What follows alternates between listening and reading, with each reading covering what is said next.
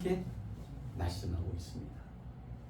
매일 오가는 출근길, 평범한 일터, 늘 만나는 친구들과 사소한 대화 속에서 그리고 예기치 않은 행복은 숨어 있습니다. 우리가 찾아내지 못할 뿐이에요. 바닷가를 거닐 때 보면 들려오는 파도 소리 있잖아요. 그리고 그 속에 바다 내음이 있어요. 산에 오르다 보면 우연히 마주친 약수터, 거기에 행복이 있습니다. 밭에 뿌려놓은 씨앗들이 자라는 것을 보는 것만으로도 이렇게 누군가를 만나고 살아 호흡하고 있다는 것만으로도 우리는 하나님의 은혜요 행복이라는 것 우리가 알지 못할 뿐이에요. 모든 것이 충족된 완벽한 행복이 있을까요? 완벽한 행복은 없어요. 부족함 속에서 행복을 찾아낼 수 있는 사람이 행복한 사람이에요. 부족함 가운데서 찾아내는 행복, 그것이 진정한 행복이에요. 행복과 불행은 예기치 않은 순간에 찾아옵니다. 행복과 불행은 동전의 앞뒷면과 같아요. 우리가 어디를 바라보느냐에 따라서 행복할 수도 불행할 수도 있습니다. 일상에 작은 행복이 쌓이면 질 높은 행복의 삶이 됩니다. 지금 내 곁에 있는 것을 충분히 누릴 수 있고 아주 작은 것에 감사할 수 있다면 그것으로 충분해요. 돈이 많다고 행복한 게 결코 아니에요. 우리 삼성 회장이 행복할까요? 아마 머리가 지근지근 아플 거예요. 작은 것에 행복하는 사람이 진정한 행복이에요. 풍요 속에서 그것을 누리지 못하면 결핍이에요. 과도한 욕심은 우리의 작은 행복을 잃어버리게 합니다. 욕심을 버리면요 행복해져요. 답답한 현실에 갇히면 우울해지기 쉬워요. 두려움, 염려, 근심과 같은 부정적인 감정들은 우리의 일상에서 작은 기쁨마저 뺏어가 버리지 않아요? 이처럼 감정은 상황의 포로가 되게 만들 때가 있어요. 그래서 상황에만 맡겨놓으면 감정 파괴가 일어나고 좋지 않은 부정적인 생각을 계속하면 불행한 늪에 빠지게 됩니다. 그러나 긍정적이고 좋은 생각은 우리의 어두운 삶을 밝은 삶으로 변화시킬 뿐만 아니라 불행한 삶을 행복으로 바꾸어 줍니다. 어려워요? 어렵지 않죠? 그래서 바울 사도는 빌립보 4장 8절에서 형제들아 무엇에든지 참되며 무엇에든지 경건하며 무엇에든지 옳으며 무엇에든지 정결하며 사랑받을만 하며 칭찬받을만 하며 무슨 덕에 있든지 무슨 기름이 있든지 이것들을 생각하라고 강조합니다. 행복한 사람들은 몇 가지 공통된 특징을 가지고 있다고 합니다. 첫째가 무엇일까요? 행복한 사람들의 공통점. 첫째, 행복한 사람은 긍정적인 사고방식을 갖추고 있대요. 어려운 상황에서도 긍정적인 면을 찾고 실패를 성장의 기회로 사용하는 사람. 실패했을 때 틀렸구나 넘어지는 사람이 아니라 그 실패를 거울로 삼아서 일어서는 사람. 우리 대한민국이 그랬어요.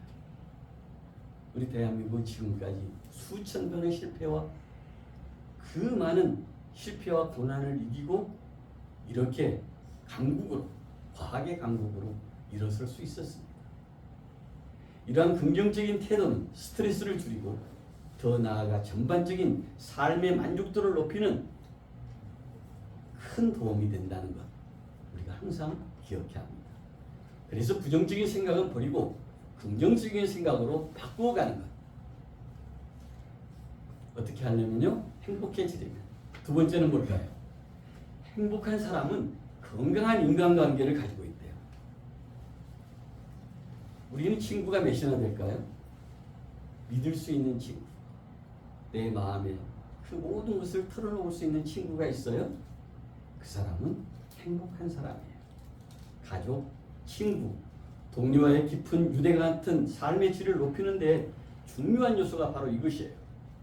서로의 기쁨과 슬픔을 나누고 정서적인 지지를 받을 수 있는 친구가 있다는 것. 이웃이 있다는 것. 그래서 인간관계가 잘 형성된 사람들은 의로움과 외로움과 우울증의 위험이 낮아진대요. 전반적인 행복감이 형성이 되고 주변 사람들과의 관계의 소통이 원활하게 되면 행복을 느끼게 된다는 거예요. 한번 생각해 보세요. 나는 진정한 친구가 몇이나 될까? 많은 친구가 필요 없어요. 한두 명만 되어도 진정한 친구가 있다면 그 사람은 행복한 사람입니다. 그래서 좋은 친구를 사귀려고 노력해야 돼요. 좋은 친구는 내가 먼저 좋은 친구가 되면 다른 사람도 좋은 친구가 돼요. 세 번째는 행복한 사람은 목표를 세우고 그 목표를 향해서 나아가는 사람, 성취하기 위해서 노력하는 사람이에요. 자신이 원하는 바를 명확하게 하고 이루기 위한 계획을 세웁니다. 준비합니다. 목표를 설정함으로써 삶의 방향을 잡고 그것을 이룸으로 자신감을 쌓아갑니다. 목표가 없는 사람처럼 불행한 사람이 없어요. 그냥 여기저기 기웃거리다가 나중에 실패하는 인생이 됩니다.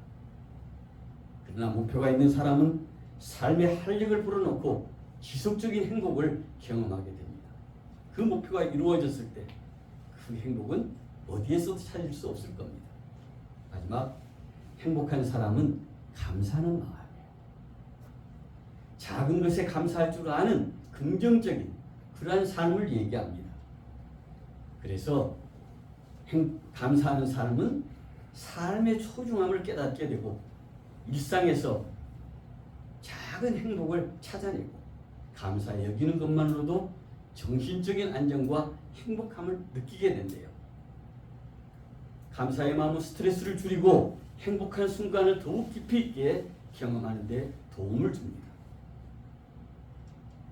앞에서 얘기했잖아요. 아픈 사람이 행복한지 아프지 않은 사람이 행복한지. 아프지 않은 우리는 그 행복을 느끼지 못하는 거예요. 잃어버리고 사는 거예요. 행복한 사람은 긍정적인 사고방식, 건강한 인간관계, 목표 설정과 성취, 그리고 감사한 마음을 가지고 살아가는 사람입니다. 이러한 특성은 서로 연결되어 있고 삶의 질을 높이는 데 기여합니다. 행복은 단순한 감정이 아니라 선택하고 실천하는 생활 방식임을 깨닫는 것, 그것이 중요합니다. 작은 일에 기뻐하고 즐거워하고 사랑하고 지혜로운 사람은 행복을 빼앗기지 않아요. 작은 일에 짜증을 내는 일이 잦아지면 스스로 행복을 잃어버리게 됩니다. 행복을 얻고 잃는 것은 누가 다른 사람이 하는 게 아니라 내 스스로가 그렇게 만드는 거예요. 오늘부터 내가 행복해지기 위해서 스스로가 노력을 해야 합니다. 신명기 33장 29절에 이스라엘아 너는 행복한 사람이다. 이렇게 기록되어 있어요. 여호와의 구원을 너같이 얻은 백성이 누구냐? 하나님의 은혜를 우리는 날마다 받으며 여기까지 살지 않아요? 하나님의 은혜가 아니면 우리가 살 수 없어요. 하나님께서는 믿음을 통해서 우리 일상 속에 기쁨을 주시고 아름다운 마음을 주십니다. 그러나 마귀는 어때요? 우리의 기쁨을 빼앗고 아름다움을 파괴해서 우리의 삶을 삭막하게 만듭니다. 그러므로 지속적인 말씀은 묵상과 기도 생활을 통해서 밝고 아름다운 생각을 자리 잡게 하는 것, 그것이 행복의 조건입니다. 믿음은 무엇이에요? 감사, 기쁨, 소망, 만족, 평강, 이러한 긍정적인 삶으로 나아가도록 이끌어주는 것이 믿음이에요. 오늘 교회 안에도 교회는 다니는데 얼굴이 어두운 분들 계시잖아요.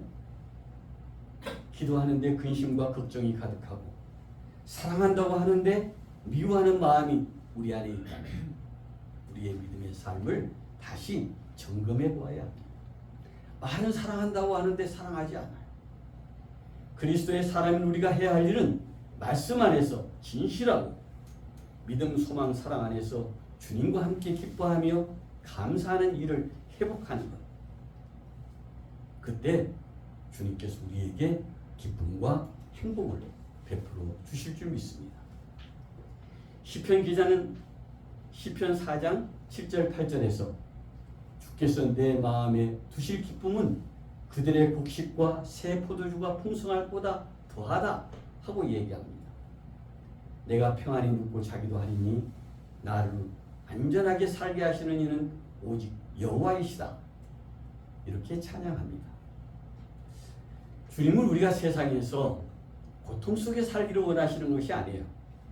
기뻐하며 평안을 누리며 행복하게 살기를 원하시는 줄 믿습니다.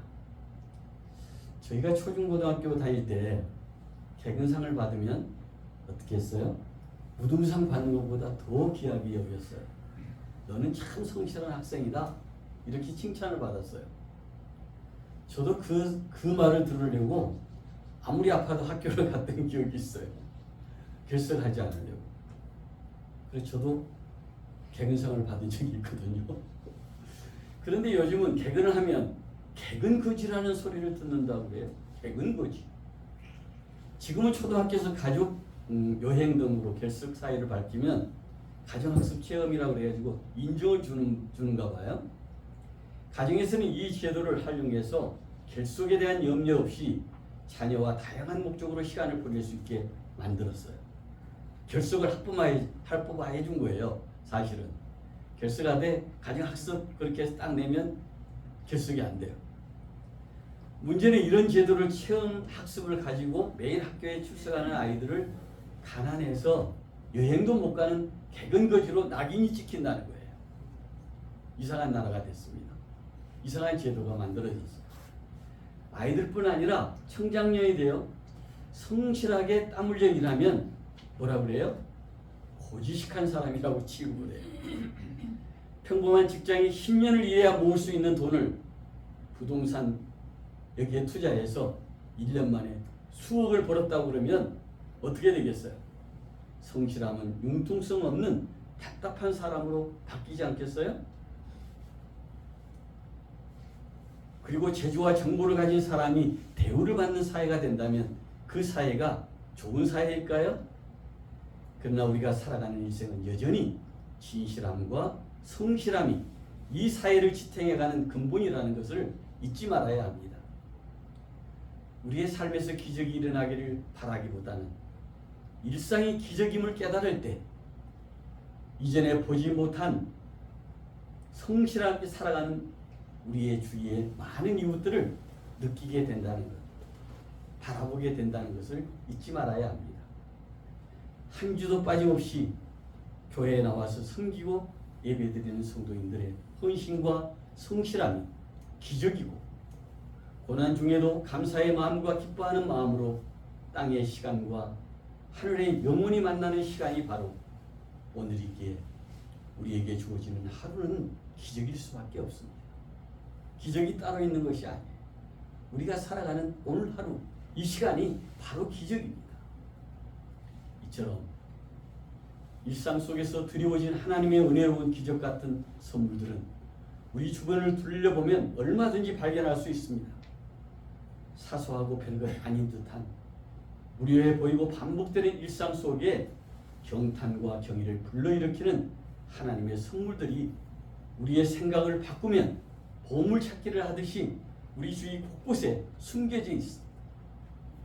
오늘부터 한번 찾아보세요. 그 행복과 기적을. 길을 가다가 넘어진 후에 일어나 감사하며 걸어가는 사람이 있고, 넘어지지 않고 안전하게 가는 사람이 일상에서 감사를 드리는 사람은 행복한 사람입니다. 그런데 넘어지는 사람을 보고 나는 넘어지지 않았는데 감사하지 않고 걸어간다면 그 사람은 벌써 행복을 잃어버린 거예요. 자기에게 주어진 기적과 행복을 잃어버리고 사는 우리가 되어서는 안 됩니다. 감사하는 사람은 일상에서 지나칠 수 있는 작은 것에서 감사의 조건을 찾아내는 사람입니다. 감사하는 사람은 남이 보이지 못하는 것을 보고 남이 감사할 수 없는 조건에서 감사하는 사람이라는 것, 우리가 그런 사람이 되어야 합니다.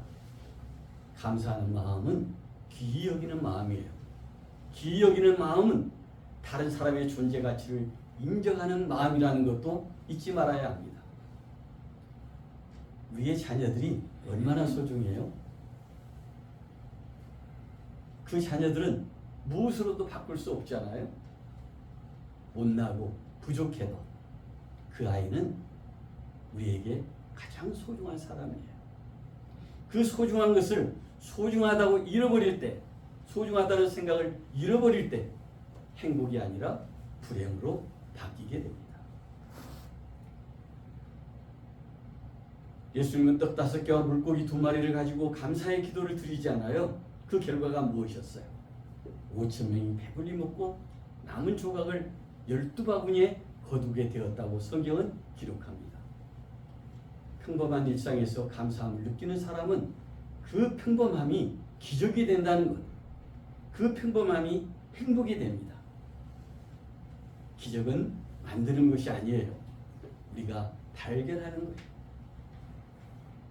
아인슈타인은 인생을 살아가는데 2가지 방법이 있다고 합니다. 기적은 없다고 생각하는 사람이 있고 모든 것이 기적이라고 생각하는 사람이에요. 감사하는 사람은 모든 것이 기적이라고 생각하는 사람입니다. 기적의 눈으로 바라보면 기적 아닌 것이 하나도 없어요. 들풀 쉼터 매실나무에 매실이 열리고 오늘 그것을 수확합니다. 겨울내, 그 추운 겨울내, 그 가지는 그 추위를 견디고 옷을 입는 것도 아니잖아요. 우리는 옷이라도 입지. 나무는 옷을 입는 거 보지 못했어요. 그런데 봄이 되면요, 거기에 새싹이 납니다. 그리고 그 추위 속에서 꽃이 핍니다. 그리고 얼마 안 가면 매실이 열리는데, 와, 처음에 이만하던 것이 지금은 많이 컸어요. 토실토실하게 많이 컸습니다. 고구마 싹을 심었는데 고구마가 열리더라고요. 그것도 큰 고구마가 주렁주렁 열려요. 드레핀 예쁜 꽃은 누가 그렇게 예쁘게 피우는 것입니까? 생각해 보셨어요? 이 모든 것이 기적이에요. 기적은 누구나에게 임하는 것이 아닙니다. 기적은 일상의 삶에 성실한 사람, 작은 것 하나를 소중히 여길 줄 아는 사람, 작은 것의 힘과 작은 것의 가치를 아는 사람에게 기적이 일어나고 행복이 주어지는 것. 요셉이라는 사람 아시죠? 7년 흉년 동안 수많은 생명을 구원한 사람이에요. 흉년만 있었을까요? 7년 풍년이 있었습니다. 그는 7년 풍년 동안 모든 곡물의 5분의 1을 거두고 각 성읍에 저장한 성실함이 있었습니다. 그 성실함이 이스라엘 백성뿐만 아니라 애굽을 살려냈습니다. 기적은 이처럼 우리의 일상 속에서 성실한 사람에게 주어지는 하나님의 선물입니다. 똑같이 7년 흉년이 들었고 7년 풍년이 들었어요. 그런데 누구는 성공했고 누구는 실패한 사람이 되었습니다.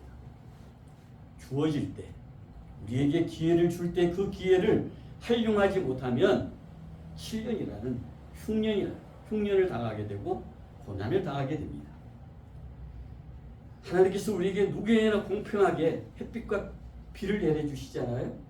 어떤 사람은 그 햇빛과 비로 많은 곡식을 거둬들이는 사람이 있는가 하면 그 시간을 허비해버리고 끝내는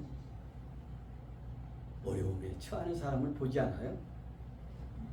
내일을 위해 성실함으로 준비하는 사람에게 기적이 있다는 사실을 우리는 늘 기억해야 합니다. 인생은 고통의 연속이라고 그래요. 우리의 인생이 눈물과 한숨 없이 지낸 날이 과연 몇 날이나 되었을까? 살아온 날들이 눈물과 한숨과 한탄이었잖아요. 야곱은 바로를 만났을 때 자신의 인생을 이렇게 얘기해요. 내 나그네 인생길이 130년이었는데 그날이 험악한 세월이었다. 이렇게 바로 왕에서 고백합니다. 그는 자신의 인생을 험악한 세월이라고 하였습니다. 우리도 그렇게 생각하죠? 우리가 살아온 70년, 80년, 90년의 세월이 험악한 세월이라고 생각할 수도 있습니다. 그러나 그 가운데는 기쁜 날도 있었고 고난과 상처받은 그러한 시간들이 있었습니다. 우리가 살아온 날들은 기쁜 날만 있었던 것은 아니지만 고난과 상처받는 날들이 있었기에 우리는 그 고난과 아픔을 통해서 인내하고 성장하면서 여기까지 살아오지 않았어요? 그 아픔이 없었다면 얼마나 무의미했을까요? 우리는 행복했을까요? 결코 행복하지 않았을 겁니다. 그러므로 고난과 상처받은 일상에서 아름다움을 회복시키는 일은 가치 있는 일이고 일상에서 우리 자신뿐 아니라 주위의 많은 사람에게 기쁨을 줄 수 있다면 우리의 삶은 매일이 결코 해뜨지 않는 기적과 행복의 삶이 될 줄 믿습니다. 힘들지 않아요. 다 힘들어요. 그럴 때 작은 것이지만 나눌 수 있고 섬길 수 있다면 내가 좀 양보할 수 있다면 그래서 다른 사람이 행복해질 수 있다면 그것이 기적이에요. 시편 103편 15, 18절에 보면 인생은 그날이 풀과 같고 그 영화가 들의 꽃과 같다. 정말이지 않아요? 우리 젊은 시절이 꽃과 같으면 이제 우리의 남은 인생은 얼마 남지 않았을 겁니다. 시들어가는 꽃과 같다고 하겠지만 그 시들어가는 꽃 속에 열매가 맺혀집니다. 우리는 어떤 열매를 맺을 수 있을까요? 지금이라도 늦지 않았습니다. 우리의 남은 인생을 그저 나 자신의 욕심만이 아닌 우리의 자녀들과 우리의 이웃들과 그리고 하나님의 영광을 위해서 살아간다면 우리는 결코 살아온 날들이 후회스럽지 않는 날들이 될 줄 믿습니다. 미국의 핸드스피커 켄 가이어 그 사람이 묵상의 삶이라는 책을 썼는데 그 책에 이런 얘기가 있답니다. 멕시코 시티의 대형 시장 그늘진 그 시장 구석에 포타라모라는 인디언 노인이 있었대요. 노인 앞에는 양파가 이렇게 걸려 있었습니다. 미국 시카고에 산 한 사람이 다가와 와서 묻습니다. 그 노인에게. 양파 한 줄에 얼마입니까? 10센트입니다. 포타라모 인디언이 말합니다. 두 줄에는 얼마예요? 20센트죠. 세 줄에는요. 그야 30센트죠. 그러자 미국인이 얘기해요. 별로 깎아주는 것이 없네요. 25센트에 안 돼요? 안 됩니다. 20줄을 다 사면 얼마입니까? 그랬더니 미국인이 그렇게 묻자 전부는 팔 수 없습니다. 미국인이 깜짝 놀랐어요. 다 판다면 얼마나 좋아요? 저것도 빨리 팔 텐데. 왜 못 판다는 거예요? 양파 팔러 나온 거 아니에요? 미국인이 묻습니다. 그러자 인디언이 뭐라고 대답했겠습니까? 아니요. 나는 지금 인생을 살러 여기 나와 있는 겁니다. 나는 이 시장을 사랑합니다. 북적거리는 사람들을 사랑하고 따스한 햇볕을 사랑합니다. 흔들리는 종려나무를 사랑하고 사람들이 다가와 인사를 건네고 아이들 얘기며 농작물 얘기를 하는 것을 사랑합니다. 이따금 친구들을 만나는 것도 사랑하고 그것이 내 삶입니다. 바로 그걸 위해서 이렇게 하루 종일 여기 앉아 양파를 파는 겁니다. 한 사람에게 몽땅 팔면 내 하루는 그걸로 끝이지만 그리고 사랑하는 내 삶을 잃어버리는 것이 되기 때문에 팔 수 없습니다. 백인은 더 이상 인디언 노인을 내려다볼 수 없었어요. 그는 선글라스를 부숴들고 양파 파는 노인을 물끄러미 쳐다봅니다. 가을 해가 남겨놓은 그림자 속에 그 백인은 인디언 노인보다 한없이 작아만 보였답니다. 포타라모라는 인디언 노인은 우리에게 팔 수 있는 것과 팔 수 없는 것, 팔 수는 있지만 결코 팔아서는 안 되는 것이 무엇인지를 일깨워주고 있습니다. 흔히 사람들은 뭐든 팔 수 있다고 생각합니다. 그러나 결코 팔아서는 안 되는 것이 있습니다. 그것을 구분할 줄 아는 사람이 진정한 지혜로운 사람이라고 생각합니다. 아침에 잠자리에서 일어날 때 아직도 숨을 쉬고 살아있다는 사실에 우리는 얼마나 감사할까요? 출근길에 코에 스며드는 신선한 공기를 마시며 그것 때문에 행복을 느껴본 적은 있습니까? 분주하고 복잡한 여러 가지 일들로 스트레스가 쌓일 때 문득 한숨 쉬며 바라본 하늘이 참 맑고 깨끗해서 짓눌린 마음이 회복되는 것을 경험한 때가 있습니까? 저는요, 충주 들풀쉼터 농원에서 일을 하다 보면 숨이 탁 막혀요. 허리가 아프고 넘어지고 싶은 때가 있어요. 그럴 때는 어떻게 해요? 그냥 두 팔 딱 벌리고 들어누워요. 딱 들어누워서 하늘을 보면요, 그 하늘이 너무 맑고 아름답습니다. 그리고 숲에서 불어오는 그 바람이 땀 흘린 그 내 몸을 너무나 시원하게 해줘요. 그때가요 제일 행복해요. 돈을 많이 얻는 것보다 그 시간이 너무 소중하고 너무 행복해요. 우리가 살아 숨쉬고 있다는 것 자체가 행복이라는 사실을 우리가 잊고 살아가고 있잖아요. 그래서 우리의 지난 시간들을 부끄럽게 만들어서는 안 됩니다. 앞으로 오는 시간을 그냥 헛되이 보내서는 안 됩니다. 그 시간을 소중히 하게 생각해야 합니다. 우리의 자녀들 한 사람 한 사람이 얼마나 소중하다는 것, 얼마나 귀하다는 것, 우리의 식구들이, 부모님이, 그리고 형제와 자매가 얼마나 소중하다는 것 늘 생각하면서 살아야 합니다.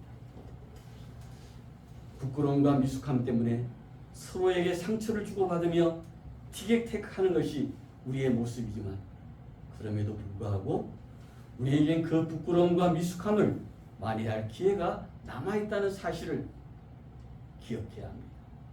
남은 시간, 짧은 시간이겠지만 그 시간에 우리는 이 모든 것을 이루어야 합니다. 아직 기회가 남아있을 때에 더 많이 사랑하고 더 많이 용서하고 아직도 호흡이 남아있음 자체가 행복이라는 것을 깨달으면서 작은 일상 속에 감사하며 살아가야 합니다. 그것이 기적이고 행복입니다. 우리는 인생의 길을 걸어가면서 수많은 선택과 결단을 하면서 살아가지 않아요? 길을 가다 보면 넓은 길도 있지만 좁은 길도 있습니다. 때로는 사람이 지나간 흔적이 보이지 않는 낯선 길도 있지만 우리가 선택할 때 가장 부담이 없는 길은 넓고 편안한 길입니다. 그냥 생각 없이 따라가기만 해도 되는 길, 그런 길이 있을까요?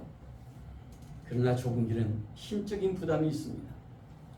혹시 길이 끊어지면 어떻게 하나 불안하고 또 염려가 되기도 합니다. 그래서 대부분 사람들은 넓은 길을 선택합니다. 그러나 주님께서는 마태복음 7장 13, 14절에서 좁은 문으로 들어가라고 말씀하십니다. 멸망으로 인도하는 길은 크고 그 길이 넓지만 생명으로 인도하는 문은 좁고 길이 협착해서 찾는 이가 적음이다 라고 말씀해요. 우리도 인생의 길을 갈 때 결단해야 될 때가 있습니다. 넓은 길이 편하고 빠를 수 있지만 예수님께서 가신 십자가의 길처럼 좁은 길을 가므로 영혼을 향한 생명의 길을 갈 수 있기를 우리가 소망합니다. 주님께서 병든 자를 고치시고 귀신 들린 자를 자유롭게 하시고 배고픈 사람들을 배불리 먹이시고 제자들의 발을 씻기시며 죄인된 우리를 구원하시기 위해서 십자가를 지십니다. 하나님의 뜻을 이루시는 거룩한 결단에 우리는 죄에서 구원함을 받고 생명으로 인도하는 그러한 삶을 살게 되었습니다. 그 길이 바로 좁은 길이요 좁은 문인 줄 믿습니다. 주님은 이 세상에 살러 오신 것이 아니래요. 우리를 구원하시고 영원한 생명을 주시기 위해서 기적과 능력을 일으키는 순간에도 주님은 십자가의 길을 가셨답니다. 우리가 가는 길 끝에 주님이 계시다면 그 길은 진리의 길이고 구원의 길이고 영생의 길입니다. 지금 우리에게 가장 분명한 사실은 무엇입니까? 우리가 호흡하고 있다는 거예요. 살아있다는 거예요. 우리에게 호흡을 주신 주님의 뜻이 무엇이고 우리가 왜 살아있어야 하는지 생각해 보면서 주님께서 우리에게 허락하신 보이지 않고 느낄 수 없는 그 모든 작은 일에 감사하면서 내가 아무리 힘들고 어렵고 아프고 고난스러워도 우리 하나님 여호와를 경외하고 사랑하며 마음을 다하고 뜻을 다해서 하나님 여호와를 섬기고 우리의 행복을 위하여 명하는 여호와의 말씀에 순종하고 행함으로 우리의 모든 고난과 아픔을 이겨내고 일상의 기적과 행복을 누리며 사는 우리 모두가 되기를 주님의 이름으로 축원합니다. 아멘. 기도드리겠습니다.